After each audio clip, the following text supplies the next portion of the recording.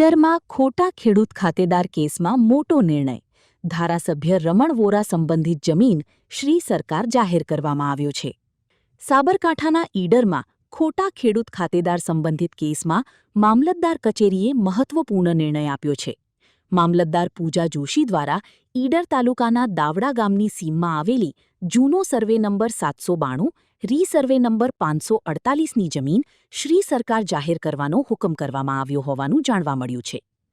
આ મામલે રજૂઆતમાં આક્ષેપ કરવામાં આવ્યો હતો કે ધારાસભ્ય રમણ વોરા ખેડૂત ખાતેદાર ન હોવા છતાં જમીન ખરીદી હતી. કાર્યવાહી દરમિયાન ધારાસભ્ય રમણ વોરા તેમજ કુસુમ વોરા, સુહાગ વોરા અને ભૂષણ વોરા સામે ફરિયાદ નોંધાઈ હતી. વધુમાં મામલતદાર કચેરીમાં પડતી મુદતો દરમિયાન સંબંધિત પક્ષ સતત ગેરહાજર રહેતા આ નિર્ણય લેવાયો હોવાનું જણાવાયું છે. રિપોર્ટ જીતેન્દ્ર સોલંકી, સાબરકાંઠા. सागर लक्ष्मी एग्रीसीड्स ना एरंडा बियारण स्टार्ट ऑन. લીલા લીલા છોડવાને એરંડા ભરપૂર, સુકારામાં ટકી રહે ને ઉપજ ભરપૂર. स्टार्ट ऑन एरंडा बियारण कॉस्मोस.